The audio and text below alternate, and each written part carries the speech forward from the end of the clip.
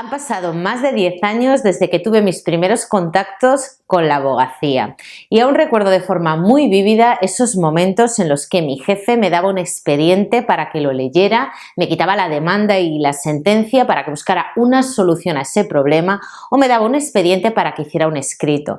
Y de vez en cuando pasaba por allí y me decía: ¿qué, Begoña? ¿Ya has encontrado la solución a este problema?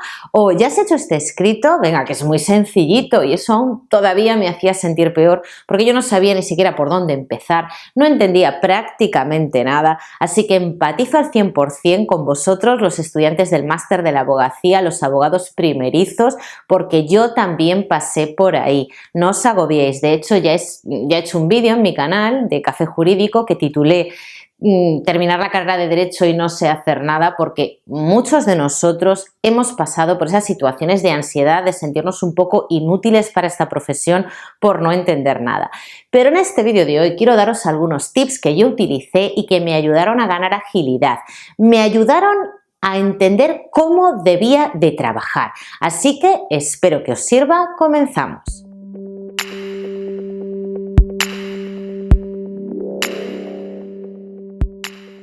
La Begoña del pasado se sentaba delante de un expediente y se ponía a estudiar.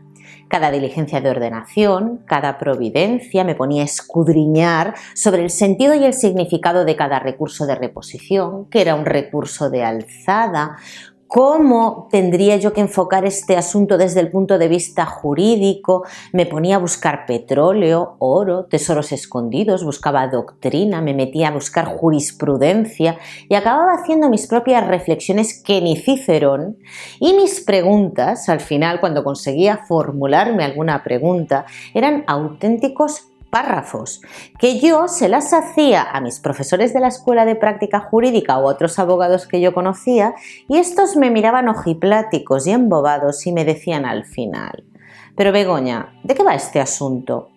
Y yo decía: sí, se trata de un juicio de faltas por coacciones. Y me miraban como queriendo decir: pobrecita, yo también pasé por ahí, pero nadie me lo decía. ¿Cuál era mi error? Que me enfocaba más en la parte jurídica que en los hechos. Y vamos a ver, chicos, si las demandas y las denuncias tienen un orden y empiezan por los hechos y terminan por la fundamentación jurídica y luego el suplico, tiene su porqué, y el porqué no es otro que los hechos siempre va a ser lo más importante, y luego ya incardinaremos esos hechos dentro de una fundamentación jurídica.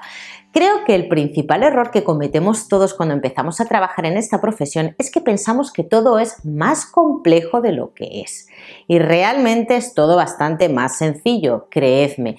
Y os digo esto porque muchas veces me preguntáis a mí sobre vuestros asuntos. Cada pregunta que digo: yo también pasé por ahí, me estás haciendo una pregunta súper enrevesada que ni siquiera yo comprendo lo que me estás preguntando, y al final acabo haciendo la misma pregunta. ¿De qué se trata el asunto? Y a veces es mucho más sencillo.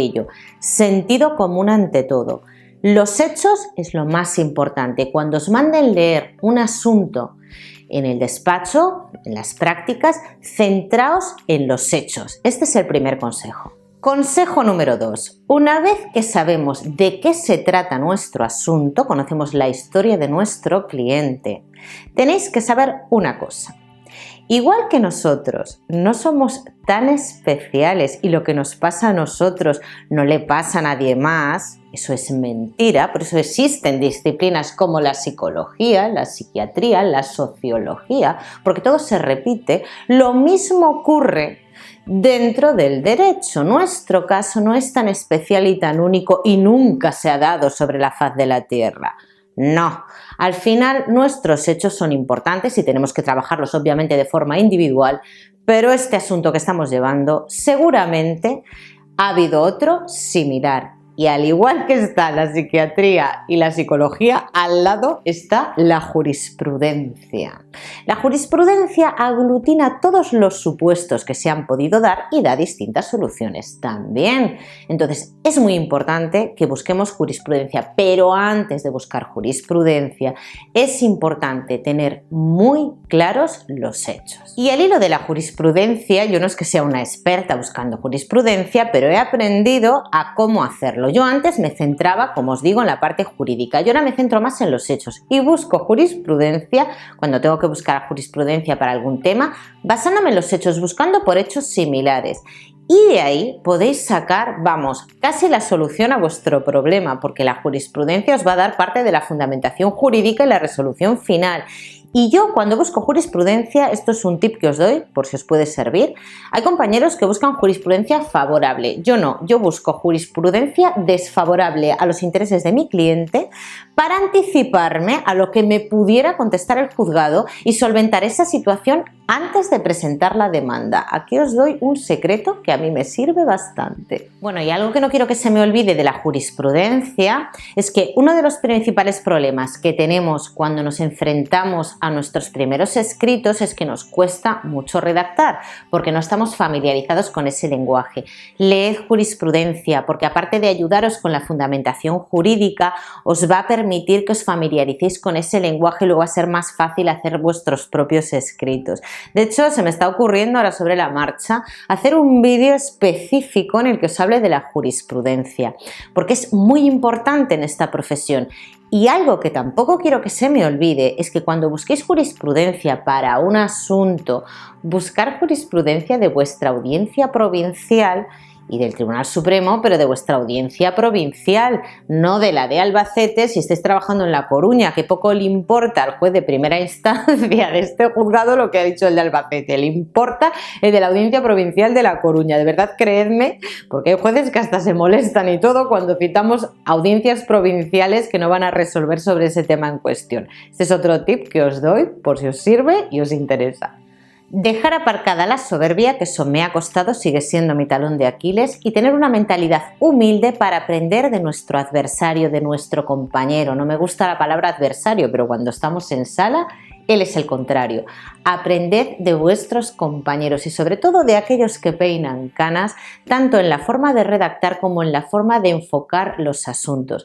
Yo reconozco que al principio tenía esa mentalidad de que el contrario pues está ahí para perjudicarme, que el compañero no me va a ayudar, y muchas veces me he encontrado al principio sobre todo compañeros del lado contrario que me han echado un cable y me han ayudado tanto en asuntos jurídicos como en asuntos que tienen que ver pues del día a día del juzgado. Así que ese es un tip que os doy, de tener una mentalidad abierta, porque yo muchas veces veo, y me da mucha pena, compañeros que empiezan ahora a ejercer una competitividad tan exacerbada que digo, madre mía, pero si son jovencitos, son polluelos dentro del juzgado, hay que dejarse guiar un poquito porque a veces esa ansiedad que tenemos al principio por tener nuestros propios asuntos, esa inseguridad también la disfrazamos de soberbia y de prepotencia y nos puede jugar malas pasadas.